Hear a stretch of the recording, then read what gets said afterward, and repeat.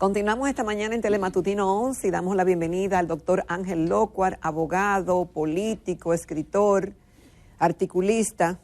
Buenos días, Ángel. Buen día. ¿Y por dónde anda Ramón? Ramón está por Estados Unidos, ahí esquiando. Dile que a esta edad no se pueden romper huesos. Bueno, qué bueno que está aquí, que estás aquí, Ángel. Después de tantos años, otra vez nos vemos la cara. Y vamos a hablar de un tema que ambos tuvimos la oportunidad de compartir, una aventura periodística de Haití, en Haití, hace muchísimos años. Y le había pedido a Ángel que me enviara, porque sé que este es un tema que además de estar presente en los artículos, en varios artículos que tú has escrito, también has escrito 3 obras, y no de ahora, es decir, estamos hablando del 93, que fue el libro Haití, cronología de una crisis, luego La isla al derecho, y luego Haití, la tragedia. ¿Tú has escrito ya cuántas obras, Ángel? Más de 46. 46. Pero de esas 46 hay 4 dedicadas a Haití. Hay uno que se llama Haití y las relaciones bilaterales. Ok, ese no está aquí. Que fue cuando Preval. ¿Por qué tanta atención con Haití y tanta preocupación a lo largo de todo este tiempo? Haití debería ser nuestro principal centro de atención y nuestra principal preocupación, porque es la única que no podemos resolver, que solo podemos atenuar sus efectos colaborando y haciendo lo que podamos para que Haití logre estabilidad y se encauce por el desarrollo. Pero no podemos hacer nada más. Pero cuando tú escribiste el primer libro, La tragedia, en el 93, ¿ahí había preocupación por la República Dominicana o era la preocupación por Haití? ¿O tú sabías que en un momento determinado la crisis de Haití nos iba a afectar? Es que uno de los errores de los dominicanos es creer que olvidándonos de Haití se resuelve el problema. Entonces, en esa oportunidad hubo en Haití un golpe de Estado. Tú sabes que la dictadura de los Duvalier terminó en el 86. Exacto. En el 86 termina, excepto Cuba, la última de las dictaduras de América. Hay un periodo que la historia, las ciencias políticas recogen del 78 acá al 86 en Haití, en que caen todas las dictaduras de América Latina y se inicia la época de la democracia liberal. Esa época de la democracia liberal tiene un elemento común en todas, y es que mejora la democracia electoral. Los gobiernos comienzan a sucederse de partido a partido, de candidato a candidato, excepto en Cuba, que sigue habiendo una dictadura. Sí. Se esperaba que en Haití se siguiera el mismo camino de los demás países de América Latina. Tras la salida de Duvalier hubo algunos gobiernos cortos de transición, hubo un gobierno elegido, el de Leslie Manigá, que duró muy poco, y luego con la elección de Aristide se pensó que finalmente Haití se iba a encauzar por la democracia. Aristide fue un mal invento, resultó ser un mal invento. Pero con mucho apoyo. Con mucho apoyo norteamericano, sobre todo. Exacto. Luego, en el 93, es derrocado. Tú y yo estuvimos en ocasión de ese evento histórico varias veces en Haití, y en el lugar en que Haití firmó la carta de Aristide firmó la carta de renuncia. Ese libro recoge esos eventos del año de 1993. Ok. ¿Y por qué desde allá hacia el presente no ha cuajado ningún gobierno en Haití? ¿Cuál es la lectura que tú le ves a eso? El problema es que tú no puedes curar una enfermedad, y Haití tiene una enfermedad política, social y económica, si tú no conoces las causas. Es como cuando tú vas a un médico, no importa cuán bueno sea el médico, no importa cuán buena sea su intención. Si tú no tienes un buen examen del laboratorio que le diga al médico lo que tú tienes, el virus que padece, la enfermedad que te afecta, el médico no puede hacer nada, el médico está ciego. En Haití pasa lo mismo. Hasta que en Haití no se analice la matriz de conformación de la nación haitiana, que es la que le da perfil al ciudadano haitiano, tú vas a estar aplicando recetas democráticas como si construyeras un edificio en un pantano sin sacar el agua. Pero que tú dijiste que del 86 para acá todas las democracias se consolidaron. Y Haití pero no. Y Haití no. Entonces, ¿por qué esa receta fue aplicada en los otros países? Pues los otros países... Y en Haití no pudo funcionar. Los otros países tenían un poco más de base institucional. Los países se conforman inicialmente de ciudadanos. En Haití no hay ciudadanos. ¿Cómo? En Haití hay personas. Una cosa es una persona, que es un ser humano, y otra cosa es un ciudadano que tiene un comportamiento republicano, con deberes civiles, con deberes políticos. En Haití no existe eso. La matriz de la nación haitiana se conformó a través de unir elementos raciales en ocasiones de odio. Nota que en Haití, aquí no murió nadie en la independencia, excepto en las batallas formales. Luego, en Haití, en la noche de la independencia, que es la que la historia conoce como la noche de los cuchillos, mataron a todos los blancos. A partir de ahí no había con quién dirigir la riqueza haitiana con la que se acostaron en la noche de la independencia. No existía al día siguiente porque la riqueza no está en los instrumentos materiales, está en la gente. Hay países desarrollados que no tienen nada, solo gente preparada. Sí. Entonces, al día siguiente en Haití no se entienden por el idioma, no se entienden por las diferencias en las religiones africanas de donde vienen, y Haití tiene que emplear mucho tiempo en crear una matriz nacional que los otros países de América Latina no tuvieron que hacer eso. República Dominicana no tuvo que hacer eso, porque aquí todo el mundo hablaba español, todo el mundo era más o menos católico o cristiano, no había odios, no había resabios raciales por una esclavitud que aquí casi se extinguió, casi sola. Es decir, entonces, América, bueno, tú dices, bueno, Colombia, como todo el mundo, tenía sus diferencias de una región a otra, pero en lo básico compartían el mismo ideal. Entonces, por eso es que Bolívar logra hacer una república de 5 naciones, aunque luego estas se separan, y, bueno, Seico ya con Panamá. Eso es lo que pasa con José de San Martín cuando sale de Argentina hasta Chile. Está trabajando reinos de España, virreinos de España en América, que tienen más o menos algunos elementos identitarios.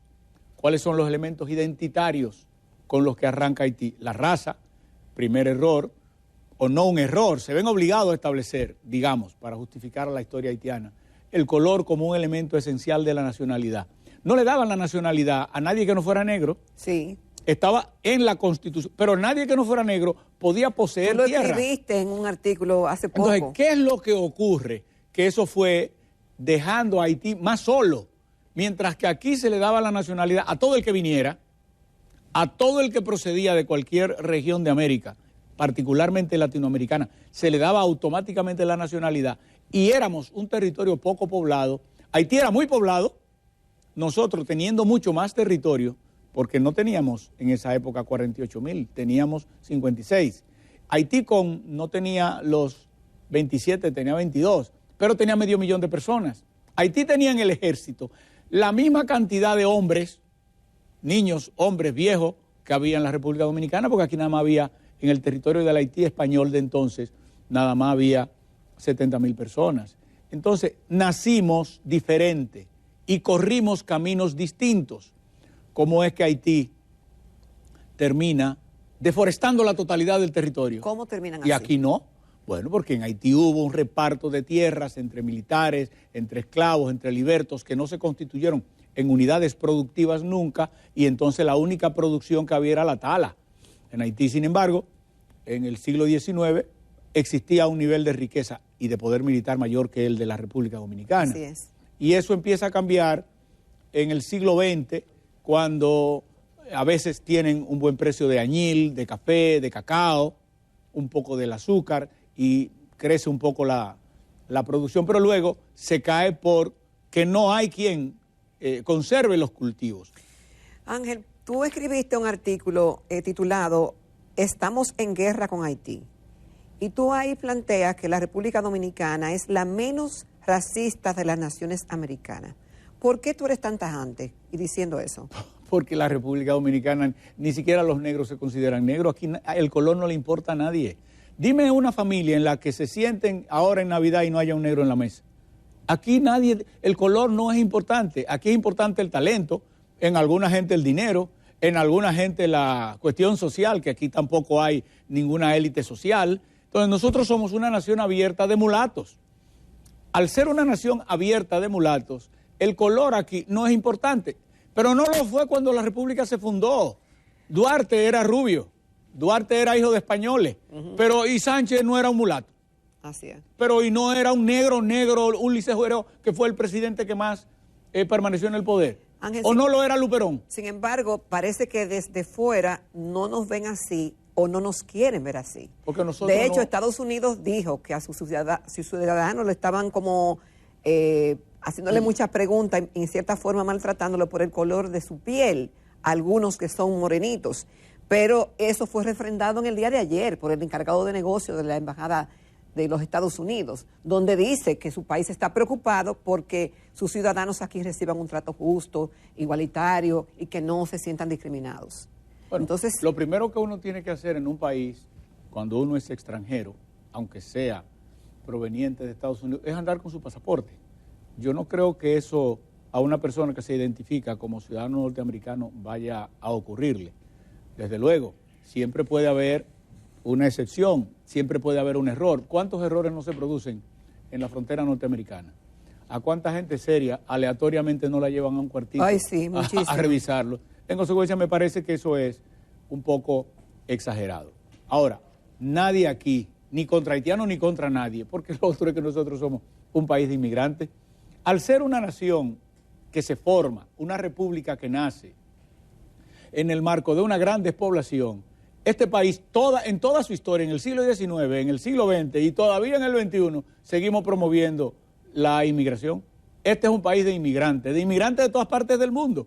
Y no ha habido una época en la historia de la República en que no haya sido promovida la inmigración. Ahora, una cosa es la inmigración. Bueno, Canadá, que es bastante despoblada por su territorio, promueve la inmigración. Sí, pero te pide que estés en salud, que sepa leer y escribir. No te deja si está ilegal. Estados Unidos tampoco.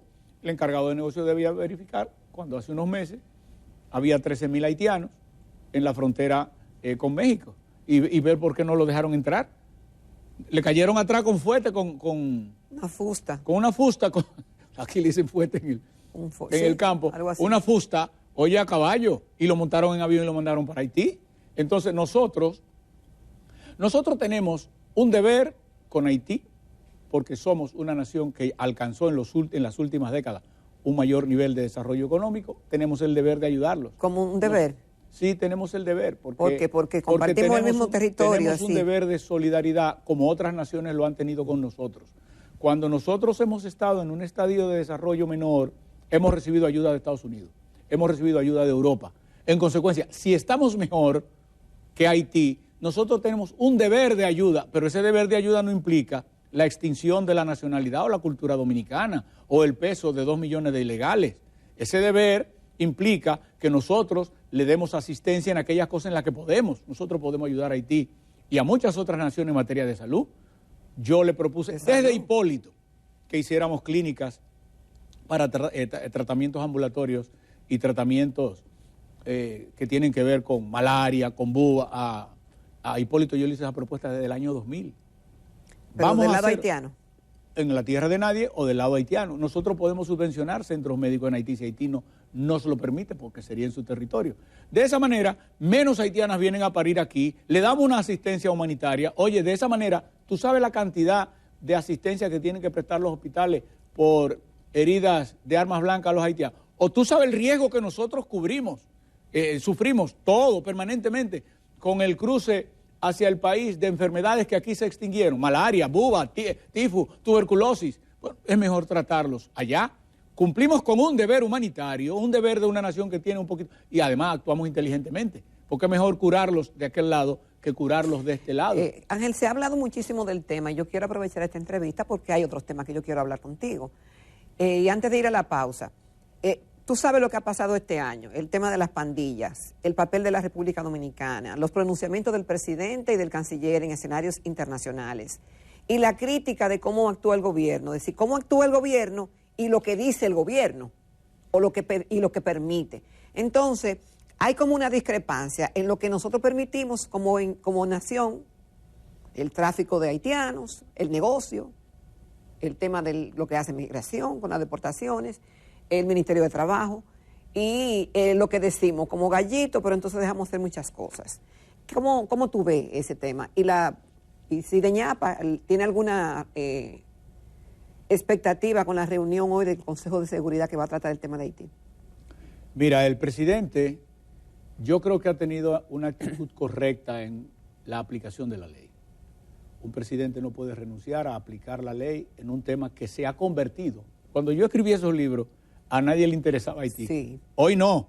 Hoy Haití figura entre los principales temas para los dominicanos. Haití ya es una preocupación del ciudadano común. En consecuencia, el presidente actúa de manera correcta cuando interpreta el sentimiento de la gente y su obligación de aplicar la ley. Ahora, no es de buena voluntad de lo que se llena el camino al cielo, es de actuaciones gerencialmente correctas. Y el presidente tiene funcionarios designados por él que le boicotean su propio trabajo, en la Comisión de Migraciones, en muchísimos sitios. El presidente tiene gente que tienen un criterio contrario al de él y aplican su criterio y no el criterio del jefe del Estado. Pues el único presidente que permite esas dicotomías en la historia de la humanidad es el presidente Abinader, en ese tema y en otros. El presidente Abinader tiene un día que sentar a todo el que incide en el tema haitiano. El Ministerio de Trabajo tiene que aplicar la ley. Yo tengo haitiano trabajando, pero para trabajar tuvo que sacar su carnet de residente temporal. No debe estar trabajando el que no está legal en un país. El que no se somete a las leyes, sobre todo una nacionalidad para la que se hizo una ley, nosotros no podemos olvidar y no debemos permitir que el mundo olvide que aquí hubo una sentencia del Tribunal Constitucional y una ley del Congreso para regularizar a los haitianos. ¿Y cuántos se regularizaron? Menos de 267,000 y hay más de 2 millones. En consecuencia, eso no se puede permitir. Danilo lo extendió y ahora mismo también lo extiende. No, la ley se tiene que aplicar, dándole a cada ciudadano las facilidades necesarias a un ciudadano que está a los venezolanos. Yo llevé el caso de los venezolanos a los tribunales contra el gobierno gratuitamente. El gobierno dictó una medida y averigua cuántos venezolanos están ilegales todavía. Casi todos se regularizaron. ¿Pero por qué? Porque el venezolano en su tierra está acostumbrado a tener carnet de identidad y pasaporte. En Haití no sacan ni acta de nacimiento y ellos cruzan la frontera como si la frontera no existiera. En consecuencia, estamos ante una nación que si tú le ofreces ayuda, y esa ayuda la comunidad internacional la ha ofrecido a lo largo de los últimos 30 años y lo que ha hecho es botar dinero.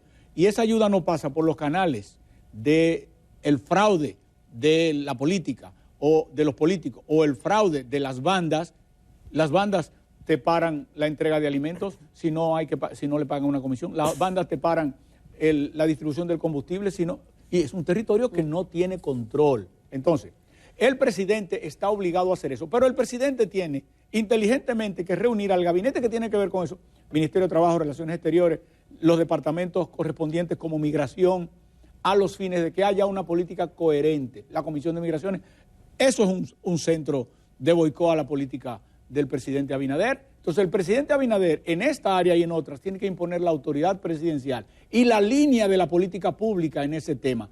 Eso es lo que no existe.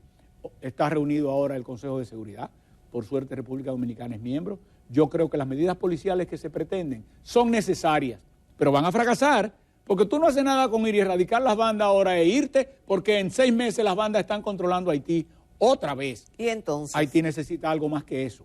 Haití necesita un diagnóstico que permita establecer un gobierno internacional en Haití que le dé a Haití estabilidad por lo menos por 2 generaciones para crear lo que no hay en Haití. No ha habido en 218 años ciudadanos, gentes que se preparen para actuar en la República de Haití. Bien.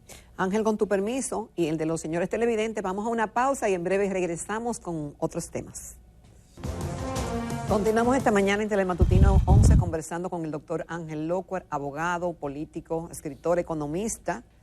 Y justamente, Ángel, del tema económico, que tú también has escrito mucho a lo largo de tu vida pública. Y ayer comentábamos, y es una noticia que todos los que siguen la economía le dan cierta valoración, el hecho de que la República Dominicana, la clasificadora Standard & Poor's, subiera la calificación crediticia de la República Dominicana de B- a BB, que muchos analistas dicen que tiene mucho impacto positivo para la República Dominicana en el aspecto de inversión extranjera, por poner un caso, y el de las tasas de interés que podamos conseguir los préstamos, por poner otro caso. ¿Cómo tú ves eso y cómo finaliza el año para la República Dominicana en materia económica? Lo primero es que hay que entender que la República Dominicana, desde 1966, con muy pocos años de excepción, 84, 90, 2003, ha crecido. Sí. Y ha crecido más que el resto de las naciones de América Latina. Un crecimiento acumulado de más del 5% es notable para un país que no vive de la exportación de materias primas como Venezuela o como Colombia con el carbón y el oro. Entonces, la República Dominicana tiene tradición de crecimiento en la mayoría de sus gobiernos y ha mantenido calificaciones positivas y crecientemente positivas de manera permanente. Por eso la República Dominicana, en medio de crisis del mundo, ha logrado no solo mantenerse, sino poderse endeudar para financiar los déficits en que ha tenido que incurrir el gobierno en el caso de la pandemia, en la pospandemia, para manejar los subsidios que le dio a la población. Y la República Dominicana pudo, primero que otros, montar su tren económico de nuevo, esta vez sobre la base del turismo. En consecuencia, República Dominicana, no importa lo que digan los críticos, ha tenido políticos que han manejado la economía exitosamente. Porque los políticos son unos corruptos, no sirven, pero esos políticos fueron los que construyeron este modelo en un país pequeño que no tiene recursos naturales como tienen otros. Bueno. No tenemos recursos naturales. No tenemos, nosotros no somos Arabia Saudita, ni Qatar, no somos Venezuela. Pero tampoco, pero... El recurso nuestro, ¿tú sabes cuál ha sido? La estabilidad política, que nos ha permitido cambiar de una economía rural tenemos de oro, caña. Ángel, tenemos turismo. Pero el turismo surgió en los últimos 40 años. El turismo surgió para sustituir un cultivo centenario que era el de la caña. Y el oro es cíclico. Hemos tenido a veces explotación de oro en las minas propiedad del Estado, pero ha habido mucho tiempo en que no hemos estado explotando oro. Hemos tenido bauxita, pero eso ha sido también cíclico. Hemos tenido algunas cosas de manera cíclica. Ahora, lo que no ha sido cíclico es que cuando se está explotando, cuando no se está explotando, la economía dominicana sigue creciendo y es bueno que este año lo haya logrado también. Es un éxito innegable para el gobierno, que ha mantenido el crecimiento de la República. Ahora, la gente no ve el crecimiento por la medición que los técnicos hacemos del Producto Interno Bruto. La gente ve el crecimiento a través del empleo que consigue y de si el dinero del empleo o el dinero que le mandan de remesa le alcanza para ir al supermercado. Así es. En consecuencia, en términos de la gente, el éxito económico del gobierno se anula si la inflación se eleva. No, eso sí está duro. Como este año ha pasado. Ir a los supermercados o ir a comprar algo es un fastidio. Entonces, el gobierno tiene que lograr control de la inflación. Ahora, hay que ser justo. Yo hablaba hace unas semanas con el presidente y me decía cuáles productos no era control, el gobierno no estaba en capacidad de controlar porque contenían elementos importados de inflación. Pero la tasa cero no sirvió de nada, Ángel. Eso es otra cosa. Bueno, pero había productos... Pero era para la inflación, para bajar. No, pero la tasa cero era para algunos productos. Pero hay productos de esos que aún con tasa cero traían un componente de inflación externa debido a la situación externa creada por la guerra. Primero por la pandemia y después por los efectos de la guerra. Ahora, hay otros que no. Hay otros que son de carácter local. ¿Qué es lo que pasa cuando te sube el precio de los alimentos? Bueno, lo que todo el mundo sabe, no hay que ser economista, que el dinero te alcanza para comprar menos cosas. Para controlar esa inflación, el gobierno ha tenido que tomar otras medidas. Y esas medidas también tienen efectos negativos en la población. Son necesarias, es como una medicina que sabe mal, pero te tienes que tomar. Por ejemplo, el Banco Central ha tenido que aumentar las tasas de interés. No había de otra, todos los bancos centrales del mundo lo han Está hecho. bien, pero aquí todo lo que sube no baja. No baja. Entonces, es acostumbrarnos entonces a pagar caro por No, los productos. ya lo que estamos pagando caro, lamentablemente, caro se quedó. Pero oye el efecto que viene ahora. Todo el que compró carros con un tiempo de tasa fija, o el que sacó un apartamento con un tiempo de tasa fija, con tasas de 5, de 6, de 7, si ahora la tasa es de 13, 14 o 15, la cuota se le duplica. Entonces mucha gente va a perder los bienes que adquirió con tasas que estaban subsidiadas, o se verá en la necesidad de deshacerse a tiempo de esos bienes para no perderlos. Eso es lo que trae el año que viene. Yo pienso que la política monetaria que el Banco Central lleva, que ahora mismo es restrictiva, está aplicando astringentes, yo creo que va a estabilizar la inflación. No es que la va a revertir, es que la va a estabilizar en los estándares normales para la economía. Pero los precios ya se van a quedar altos y el gobierno tiene que prepararse para lidiar con el descontento que eso ocasiona en la población y prepararse para el año que viene empezar a lidiar con los efectos de las políticas restrictivas que el Banco Central obligatoriamente ha tenido que aplicar, pero que a la gente, al que va a perder su casa o su carro porque le aumentaron la tasa de interés, tú no le puedes decir, no es una explicación para él que el Banco Central se haya visto obligado a aumentar las tasas. Él lo que está viendo es que está perdiendo el bien que con sacrificio logró comprar. El gobierno va a tener que lidiar con eso. Es probable que el entorno internacional no sea tan desfavorable como ha sido. Sin embargo, los pronósticos internacionales, es decir, son catastróficos para el 2023. Se dice que ya Estados Unidos está en recesión, que Europa, la Comunidad Europea tiene problemas, que sigue la guerra y que no habrá crecimiento. Y los pronósticos de la CEPAL, del Fondo Monetario, se habla de que para América Latina volverá una década perdida. Entonces, son cataclísticos esos pronósticos. Pero no para nosotros. Nosotros estamos fuera de No, esos mismos pronósticos. Lo primero es que en Estados Unidos y en Europa la economía no crece tanto como en los países como el nuestro, porque nosotros estamos construyendo el bienestar, ellos lo tienen. Entonces ellos se pueden estacionar un poco en el bienestar. Estados Unidos tiene unas políticas restrictivas, todo el año la ha aplicado, tenía que aplicarla por el mismo motivo, porque la tasa de inflación es el peor de los impuestos, y Europa va por el mismo camino. Ahora, en los pronósticos para América Latina, que no son tan buenos, casi todas las instituciones internacionales le dan a la República Dominicana un crecimiento económico adecuado, no muy por debajo de nuestro promedio, a nosotros, a Panamá, a unos pocos países. De manera que el entorno internacional ya está calculado cuando se pronostica que vamos a tener crecimiento.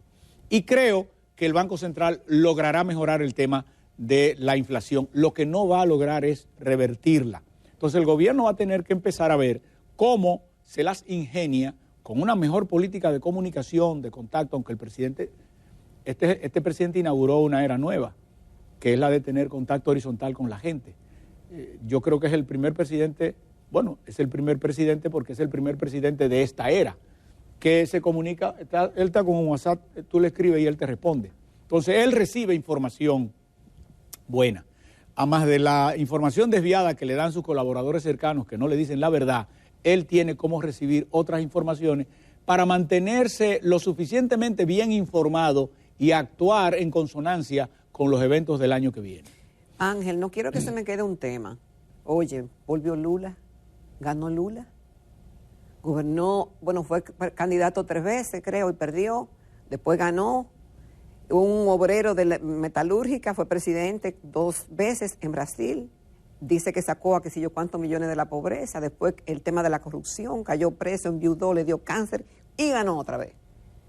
Entonces en Perú quitan al presidente. El presidente hace unas locuras ahí rarísimas, Castillo, y lo destituyen, ponen a la vice. En Argentina un presidente que diferente llega al poder y está por el suelo en las encuestas. Entonces, yo te hago la pregunta, porque tú una vez hiciste un recorrido en un libro y entrevistaste a varios líderes de la región, Mireya Moscoso, no me acuerdo, pero a varios presidentes del área. Es decir, que el tema global de la política internacional también te ha preocupado. ¿Cómo tú ves lo que ha estado pasando en la región? En América, vamos a decir en las Américas. América pasó de las dictaduras a la democracia liberal. Sí. Y algunos países como ahora nosotros... que estamos girando a la izquierda, ¿no? Y algunos países como nosotros estamos tratando de pasar ya al Estado social y democrático de derecho. Y cada etapa tiene sus reglas. En la democracia liberal hubo gente que se quiso ir a la constitución de los estados sociales y democráticos cuando no tenía ciudadanos que no sabían leer y escribir, que votaban por primera vez. Caso Perú. En Brasil se sale de las dictaduras y vienen los partidos políticos. Y los partidos políticos a Brasil, especialmente Lula, llevaron a Brasil a los albores del primer mundo. Pueden decir muchas cosas de Lula, pero no pueden decir que no sacó 43 millones de personas de la pobreza extrema. Lula sale, viene Dilma, le montan un show de judicializar la política que ha dado resultados malos en todas partes en América. No hay un país donde la judicialización de la política haya dado resultados buenos. Cuando el presidente aquí comenzó a hablar de la justicia independiente en términos de poner fuera de control a la Fiscalía General del país, yo pensé, bueno, el presidente está cometiendo el error que cometió Alan García. En Perú, ¿qué pasa? De una gente que no votan porque no saben leer y escribir, y la Constitución exigía eso, pasan a una Constitución extremadamente liberal, donde la figura presidencial se debilita. El presidente Abinader creía que la figura presidencial aquí era fuerte, y no lo es. No lo es. No lo es, y en la reforma procuraba debilitarla. Y yo creo que ya él reculó en ese sentido juiciosamente, porque eso nos habría llevado a Perú. Imagínate a ti que cualquier loco que es procurador aquí puede citar al presidente y meterlo preso. Puede citar al presidente y meterle un expediente, o tendríamos lo mismo que tiene Perú. En Perú en 40 años ha tenido 10 presidentes y algunos sustitutos breves. ¿Todos están presos o suicidados, como el caso de Alan García? ¿Por qué? Porque la liberalidad que la Constitución le dio al Congreso, congresos que son atomizados, le permite al Congreso, hasta por feo, destituir a un presidente. Dime tú por qué es que han destituido a todos los presidentes. ¿Por incapacidad moral? Incapacidad moral para ejercer el cargo. ¿Y quién juzgó esa incapacidad moral para ejercer el cargo? Ah, no, porque tomó unas... Entonces nosotros habríamos votado a muchos presidentes del 66 para acá, si fuera por eso. Y en la democracia hay un bien mayor, que es la estabilidad del gobierno. Okay. Nosotros hemos logrado, por eso nosotros somos estamos unos pasos adelante de Haití, porque hemos logrado estabilidad en el gobierno, incluso soportando al gobierno que no lo hace tan bien. La estabilidad en el gobierno es mayor que todo.